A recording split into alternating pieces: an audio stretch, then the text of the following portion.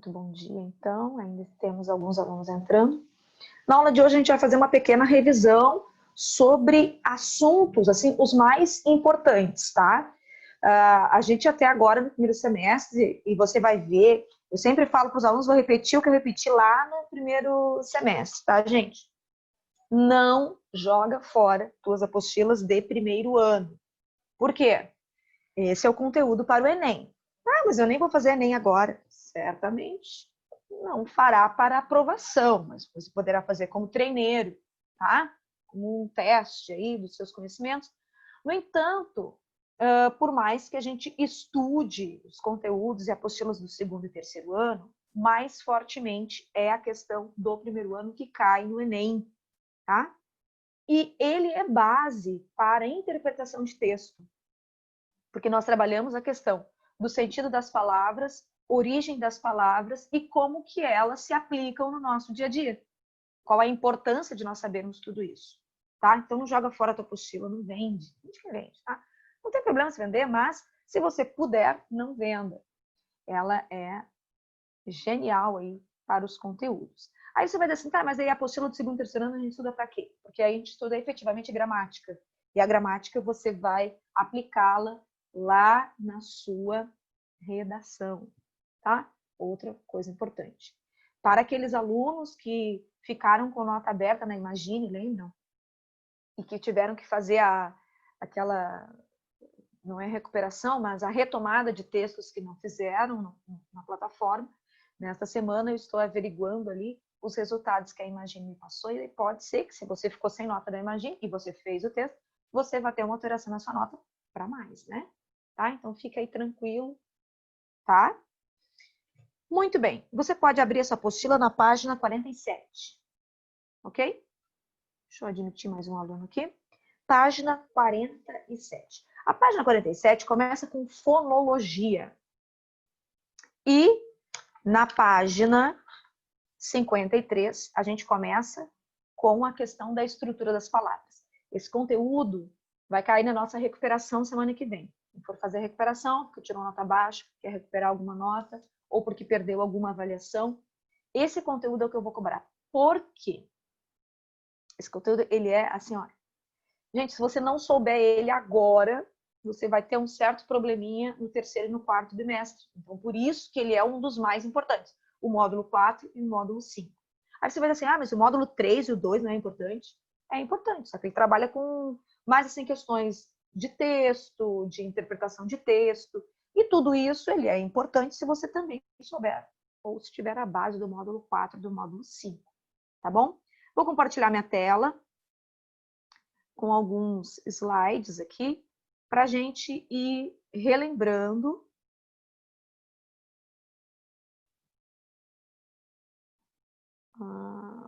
Deixa eu ver. Tá tudo certo aí para vocês ou não?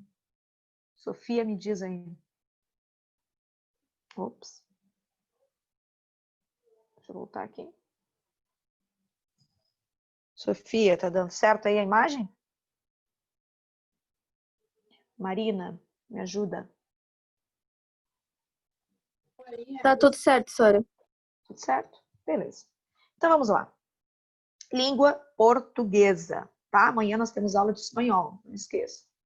Bom, os elementos da língua portuguesa é como você imaginar uma aula de biologia, tá? Onde tem uma sementinha, depois tem uma plantinha, depois tem um raiar do dia. O que isso significa, gente? Que nós estamos trabalhando com fonemas, depois com morfemas e depois com a nossa escrita em si. Tudo isso para quê? Para garantir sentido do que nós falamos e do que nós escrevemos. Se você pensar, uma criança, quando ela nasce, a primeira coisa que ela faz é emitir sons. Esses são os fonemas. Nós emitimos sons. Eu até ia botar um cartazinho aqui de primeira série, só para você ver e relembrar, mas não, vai ficar muito infantil. Mas as professoras de educação infantil, primeira série, o que elas fazem? Elas põem um cartaz na sala de aula com a boquinha do A. Como que fica o A? A, bem aberta, a boca bem aberta. B, os lábios quase se tocam. C, os dentes se cerram. Então, eu tenho nisso a compreensão fonética, os sons que vão se transformando em unidades de sentido para a minha comunicação. Então, por isso a importância do fonema, porque depois de nós entendermos os fonemas, você vai ver que tem as crianças ali, a partir dos 4 anos, que elas vão começando a se dar conta de que esses sons vão poder ser representados por letras. E aí vão vir os morfemas, tá? Então, os fonemas são esses sons, e aí depois nós vamos começar a representá-los através dos morfemas, que é cada unidade mínima da língua, com um sentido para a formação da nossa escrita. Então, é exatamente você lembrar de uma sementinha que vai germinar e raiar um novo dia, com uma plantinha, ou seja, uma palavra. Por isso a importância, no primeiro ano, de você entender que os sons representam letras que vão representando outras unidades menores para a formação de uma palavra, para a formação de uma escrita e, consequentemente, a formação de frases e sentenças maiores. Então, vamos pensar nos fonemas. Na página 47, o texto, ele vem trazendo, o texto ali teórico, né? Vem trazendo ali a questão de fonemas e letras. Fonema é a menor unidade de som de uma língua, que distingue uma palavra de outra. Então, observe, eu tenho tia e dia, eu tenho fico e fixo, eu tenho mato e manto, eu tenho caro e carro. O que a gente pode concluir na relação, né, aos fonemas dessas palavras? Que uma letra ela vai fazer um sentido tremendo no final da compreensão dessa minha escrita ou dessa minha interpretação.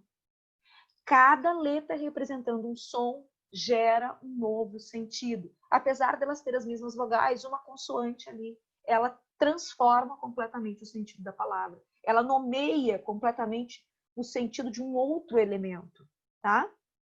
E aí, o que a gente vai ainda perceber na página 47? Que nós vamos ter alguns fonemas distintos da nossa língua. Quais são eles, tá? Nós temos as vogais e as consoantes. As vogais e as consoantes. A vogal é um fonema, veja na página 47, emitido pela boca ou nariz livremente, sem obstrução, tá? Então, ali a gente tem o A, E, I, O, U. Veja, livremente pela boca. Ou A, né? Pá, Pó, Cipó, Pé, Chulé. Tá? Nós temos essas vogais mais abertas ou mais fechadas. A gente ainda tem a questão dos dígrafos, né? Consonantais e os dígrafos vocálicos. Os consonantais é a questão do carro, esses 2 R's. E o dígrafo vocálico é a questão, por exemplo, do manto. Ele parece que tem um tio, mas na verdade é o A e o N. Então, todos esses conhecimentos que nós temos, veja o quanto que uma criança constrói até os seus 4, 5 anos de idade. Uma enorme gama de sons para tentar ir nomeando elementos, objetos, seres, e mais tarde, na sua escrita, essa criança vai começar a observar que cada som corresponde a uma letra para formar uma palavra. Então, cuida, porque a gente vai ver muita criança escrevendo. Primeiramente, vai escrever sapato, tem uma fase que ela só enxerga, ou só, não enxerga, mas ela só compreende o som das vogais. Então, você vai pedir assim, escreve sapato, e ela vai botar A, O. Por quê? Porque ela está identificando os sons vocálicos. Aí, mais tarde, é pedido que escreva hora, e ela vai escrever O-R-A. Por quê? Porque o H, para nós, ainda na nossa fase adulta, tanto no espanhol quanto no português, esse H não tem som. Então, por ele não ter som, a criança ela vai escrever hora sem H. Ela vai escrever hoje sem H. Mas, com o passar do tempo, não é mesmo? Com a alfabetização, ela vai começar a observar que na escrita, por causa de algumas regras, por causa de algumas convenções, é necessário o H em algumas palavras e ele não tem o som. A mesma coisa vai acontecer com o X, né? que o X ele vai ter o som de CH em xícara, mas em táxi ele vai ter esse som do KS. Infantil. Veja como que a gente escuta esses sons. Né? Como se fosse o I. Ele é super nasal aqui, né? Vocálico. Infantil. Mas a gente vai observar com o passar da nossa idade, através das nossas leituras, através da questão das paroxítonas, oxítonas, através da separação silábica, que as nossas palavras, né, na língua portuguesa, elas terminam muito mais em L do que em U, quando elas são paroxítonas. Então, a gente vai observando, a gente vai começando, a partir dos 5, 6 anos da alfabetização, a se dar conta dessas regras que vão compor a língua que escrevemos, lemos e falamos. Por isso que lá na primeira aula que a gente teve no ano, ali em fevereiro, eu coloquei 3 perguntas no quadro para vocês. Como você escreve, né? Como você lê e como você vive essa língua. Por quê? A partir do momento que a gente vai se dando conta de todos esses elementos, é que a gente vai formando uma boa colocação dessas palavras, tá? Ainda nos fonemas, a gente viu a questão dos ditongos, dos tritongos, né? Das sílabas átonas, que têm maior força ou menor força, tá? Quando são acentuadas, por que são acentuadas. A gente viu também a questão das regras de acentuação, quando são monossílabos, e elas são bem parecidas com o conteúdo, né, de espanhol, as monossílabas, as oxítonas, as paroxítonas, as proparoxítonas sempre acentuadas, porque nós temos sempre a contagem da sílaba tônica de trás para frente, certo? E aí a separação silábica, né, quando nós temos a questão dos dígrafos, né, eles permanecem juntos se eles são dígrafos como CH, LH, NH, GU, QU. Eu estou na página 51 nesse momento. Ou eles acabam se separando quando eles são,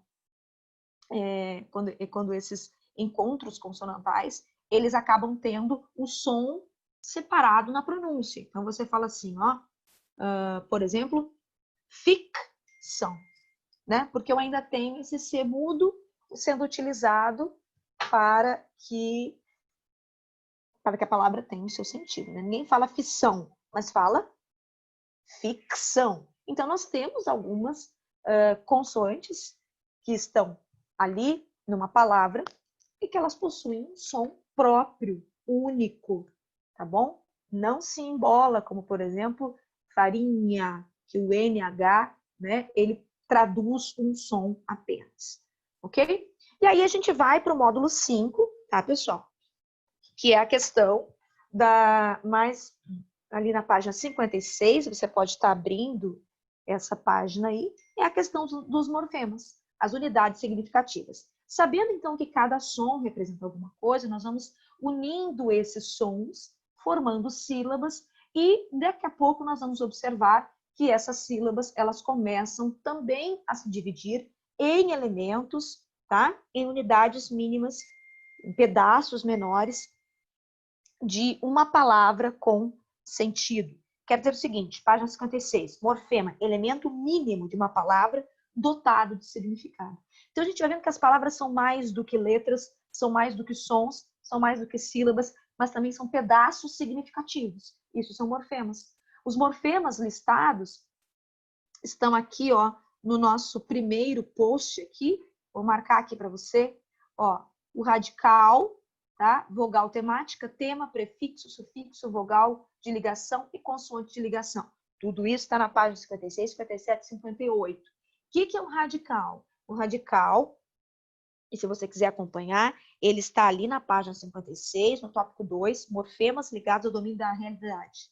Ali está dizendo assim, que radical é o elemento mórfico ligado ao domínio da realidade, chamado radical. Contém o sentido irredutível da palavra, que serve de base para quê? Para a formação de um conjunto de palavras denominadas metaforicamente família das palavras ou, tecnicamente, palavras cognatas. Então, você está num belo dia no vestibular e aí diz assim, observe as palavras cognatas no exercício. O que é palavra cognata? Palavras cognatas são aquelas, como no exemplo da página 57. Pedra, pedrinha, pedregulho, pedrada, pedreira, pedrejar, pedrisco. Quer dizer, todas elas fazem parte de uma mesma família de sentido, tá bom? E vão levando e vão carregando junto com elas um pedaço, ou seja, o seu radical, que vem de pedra, tá bom? Depois é importante vocês verem, também na página 57, a questão que eu pedi para você marcar, talvez quem não marcou pode marcar agora, que o radical, segundo parágrafo, depois daquela imagem das pedras, o radical é, assim, uma unidade muito produtiva, pois dele derivam famílias de palavras. Outra peculiaridade dos radicais é poderem se apresentar como formas livres ou presas. Como assim? O radical é uma base livre quando ele pode ocorrer independentemente de outro morfema na língua. Por exemplo, couve. É um radical livre. Mas se eu prendo ele a um outro radical, ele já se torna preso. Couve-flor, por exemplo. E aí eu posso estar unindo através de uma consoante ou vogal de ligação, né? Ou ainda através do hífen, ok? Essas são as bases presas quando eu começo a aprender um radical ao outro, ok? Depois nós vamos ter a questão da vogal temática. O que é a vogal temática? Veja, a vogal temática... Sora, eu posso fazer uma pergunta? Claro. Quando eu estava fazendo os exercícios no bimestre passado, eu lembro de não conseguir identificar muito bem os radicais. Aí eu fui na internet para ver se não tinha, tipo, uma lista, sabe? Mas é muito difícil de encontrar. Não tem lista, Aí eu sabe por queria quê? saber como a gente sabe, porque às vezes eu fiquei confusa se era um radical que tinha um significado ou não. Tá, olha só. Como é que a gente vai ver que é um radical? Porque ela carrega um pedaço igual na família das palavras. Se você for olhar ali na página 57, você tem a palavra pedra. Aí dela você pode formar pedrinha. E dela você pode formar pedregulho. Dela você pode formar pedreira. Pode formar pedro. Pode formar pedregoso. Quer dizer, se uma palavra você consegue ir formando novas palavras com um pedaço que se mantém igual, eu digo que aquele pedaço igual é o radical. Tá bom? Tem palavras que você vai botar assim, ó. Utilidade. Utilidade, ela é um substantivo, mas vem de útil. Porque útil eu posso formar utilidade, utilitário, utilizável, utilizado, tá? Então, eu consigo ir observando. Aí vai ter palavras que você não consegue formar. Então, você vai ver que aquela palavra, ela vai ter um radical, um elemento, e depois ela vai ter uma desinência que vai dizer se ela é feminino ou masculino, que geralmente é marcada pelo A ou pelo O, e ela tem, por exemplo, o S.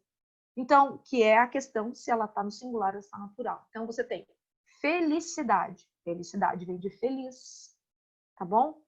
Então, até o felicidade ali, você tem um elemento que é o dade, que é formador de substantivo. Como é que você sabe disso?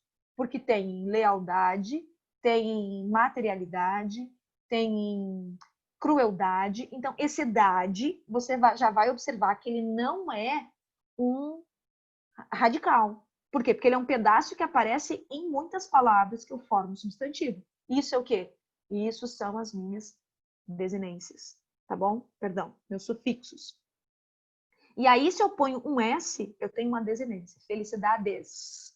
Desinência de plural.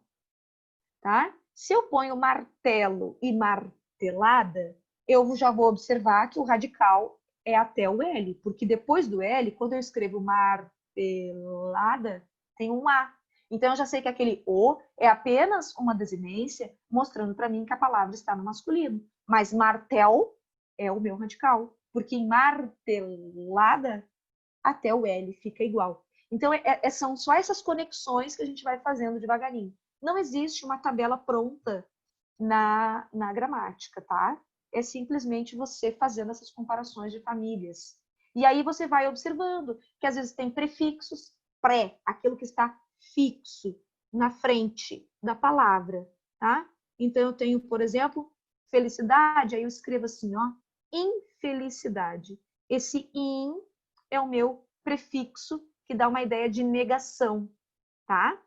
Isso sim, prefixo e sufixo, nós vamos estudar na próxima apostila agora do terceiro bimestre. Esse sim tem tabelas prontas nas gramáticas. Prefixo e sufixo. Por quê? Porque a gente vai trazê-los da língua grega ou da língua latina, tá? Para a formação de novas palavras. Eles vão ser agregados, colocados ou na frente ou no final, que é o caso do sufixo, tá?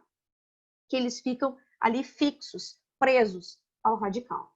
A vogal de ligação é aquela vogalzinha, por exemplo, como essa aqui, ó, que inseticida vem de inseto, então até o T é o meu radical. Porque quando eu escrevo inseto, não tem I, não é insetio, né? Mas é inseto. Então esse I, esse sida, você vai ver que é um elemento sufixo que vai ao final de muitas palavras, como germicida, inseticida, que mais? E tantos outros elementos que vai esse sida, tá? Como algo que vai ser o elemento para matar um inseto, tá? Paulada. Paulada, então esse L é o elemento que é a consoante de ligação. Para que essa palavra paulada exista, para dizer que com um pedaço de pau eu dei uma paulada, esse ada é formador aqui de um adjetivo, né?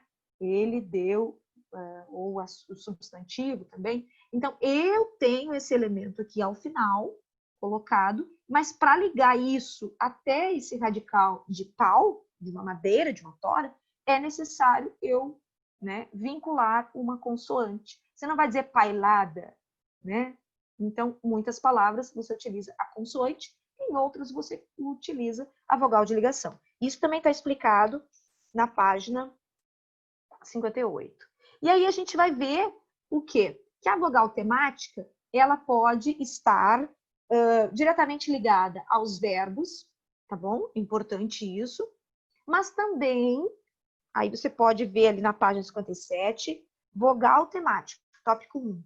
E aí eu pedi para você marcar no primeiro semestre, não marcou, marca agora, em nomes, em substantivos, segundo parágrafo ali do tópico 1.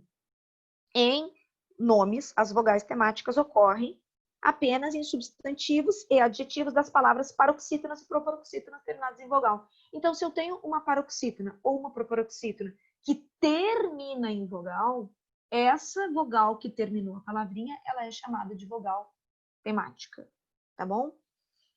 Se ela for oxítona, ela não é vogal temática, porque a vogal temática precisa terminar em A, E, I, O, tá bom? Nos verbos, ela é aquela letrinha, aquela vogal que vem em seguida do radical. Então, aqui o verbo cantar, tá? Cantamos. O radical dela é cante. Como é que eu sei isso, professor? Porque se eu botar esse verbo no passado e eu escrever cantei, depois do T não vem o A, vem o E, tá bom? Então, por isso que eu sei que cante é o meu radical. Ou eu escrevo ele cantou, então já é o aqui. Agora, o que é a vogal temática? É como se eu imaginasse o infinitivo, imaginasse não, que eu saiba o infinitivo dos verbos. Quais são os infinitivos dos verbos? E aí tem uma pergunta lá no exercício que eu deixei na aula. O infinitivo são as palavras terminadas em R. Ok. Mas no caso dos verbos, são os grupos de verbos que os gramáticos dividiram. Então, eu tenho, por exemplo, os verbos terminados em ar, os verbos terminados em er, os verbos terminados em ir. Ok? Então, aqui também está na página 57. A vogal temática mostra os grupos de verbos. Eu não tenho verbos terminados, por exemplo, em ur, mas eu tenho verbos terminados em or. Tá? E cadê, professora, a conjugação deles? Eles se enquadram em onde? Em que grupo? Eles se enquadram na segunda conjugação dos verbos terminados em er. Porque antigamente os verbos terminados em or, na verdade, terminavam em er. Não era por, era poer. Olha que estranho. Então, como são muito poucos, e eles são mais o quê? Famílias e colocação de prefixos, como por, compor, repor. Então, eles acabam estando no grupo antigo a qual eles pertenciam, que é o segundo grupo dos verbos terminados em er. Então, cantar, eu sei que este azinho aqui ele é da primeira conjugação. Então, eu tenho o radical e eu tenho a vogal temática. Cante, radical, a é a vogal temática, porque esse verbo cantar, o infinitivo termina em ar, primeiro grupo ou primeira conjugação, tá? Aí você vai assim, tá, mas aí quando, por exemplo, tem a palavra cantou, cadê a vogal temática, professora? Porque depois do T vem O, não vem A. Aí você vai dizer o seguinte, a vogal temática, ela é um morfema zero, tá? Algumas gramáticas mais antigas colocam assim, um zerinho cortado. Quer dizer, ali ela não existiu.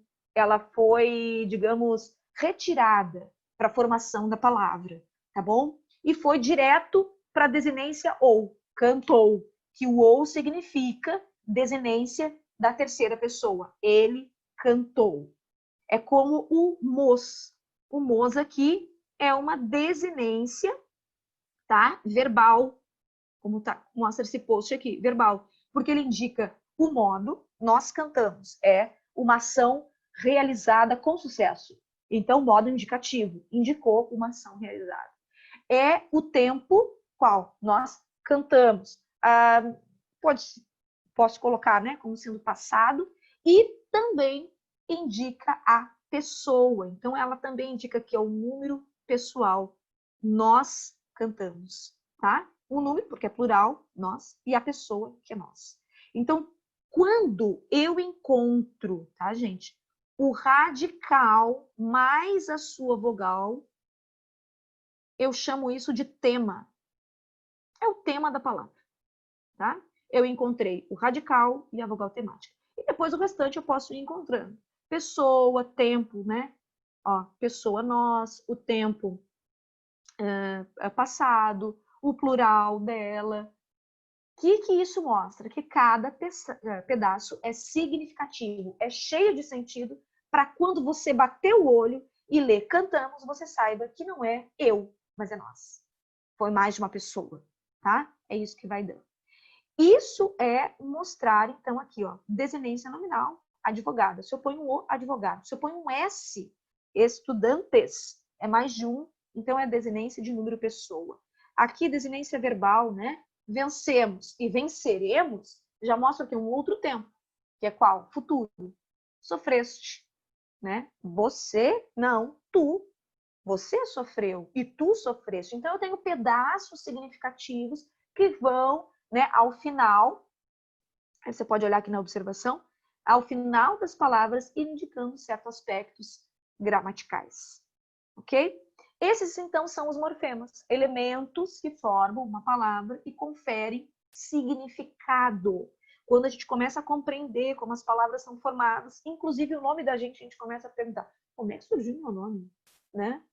Aí você pensa, aí você já vai buscar a raiz da palavra, quer dizer, a etimologia, a origem, e você vai se dando conta de que, às vezes, no seu próprio nome, tem pedaços de outros nomes, né? Eu tive uma aluna que se chamava Marielle, que era a questão de Mari, da mãe dela, com L, de Daniel, e aí no feminino Daniel, então dava Marielle. Então, a gente já começa a observar que nós formamos as coisas porque nós buscamos um significado. Tá? Então, os morfemas é isso. Então, radical é a base do significado da palavra. O afixo, que se divide em prefixo e sufixo, é o elemento que se junta ao radical. E a gente vai estudar melhor agora no terceiro bimestre. As desinências, tá? Que vão aí nominal ou verbal. E a vogal temática, que é a vogal que aparece nos verbos, substantivos e nos adjetivos. Então, saber escrever, ok? Uma palavra é uma garantia para você compreender o sentido dessa palavra, tá bom?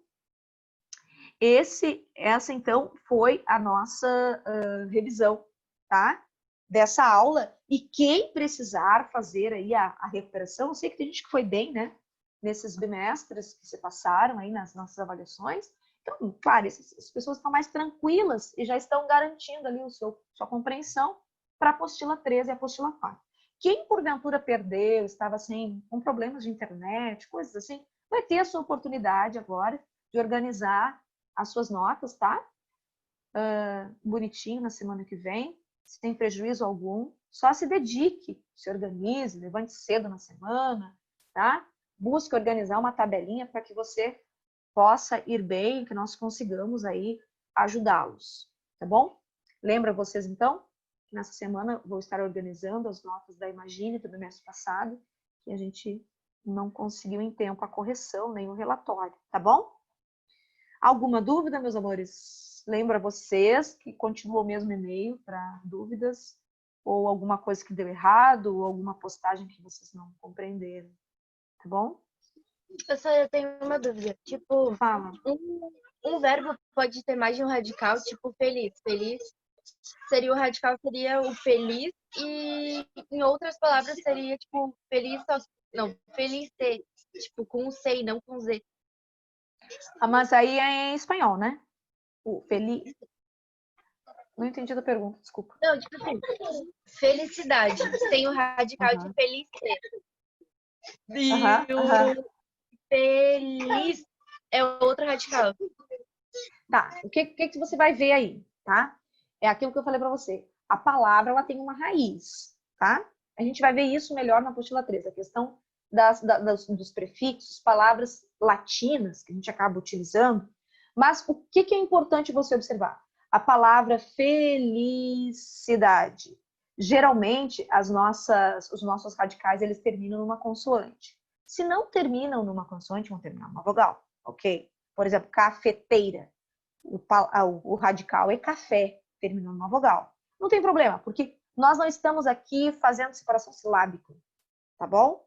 Nós também não estamos fazendo abreviação de palavras. Nós estamos tentando encontrar o radical.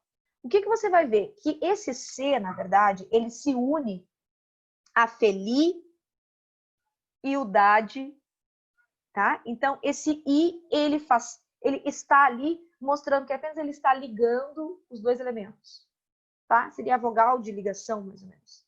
Ligando. Por isso que fica estranho, né? Porque feliz é com Z, essa é a tua pergunta, né? E aí aparece aquele C ali, né? Porque ninguém fala felicidade, né? Não é felicidade, mas felicidade. Então, esse C vem para organizar a junção desses dois elementos, do sufixo e do feli, tá? Mais alguém? Não? Nós temos aqui na nossa turma o Davi Bonora, né? Ele é o novo aluno da 113, tá, gente? Aqui a gente está com as duas turmas, 112 e 113. O Davi, ele é aluno novo da 113. Tem algum outro aluno novo aí? Ou são os mesmos? Pelo rostinho, né? Eu sou péssima em nomes, já falei para vocês, né? Mas, assim, pelo rosto, assim, vi todos. Alguns eu estou conhecendo que não entraram na aula ver semestre, né, seus malandrinhos? A Isabela Bertaco aqui, ó. Eu olhei assim, essa menina, será que é de outra turma, gente? Não, né, Isabela? Mas tá ali, tá? Mas eu acompanhei as atividades da Isabela, mas eu não lembrava do rosto de vocês. Ai, que ano horrível, né? Se a pessoa for até dezembro, a gente chega no segundo ano, tudo novo. Prazer, essa delícia. Beijo, então, gente. Faça atividade e a gente se encontra nas próximas aulas lá no E-Class. Beijão. Tchau, prof. Um abraço. Beijão.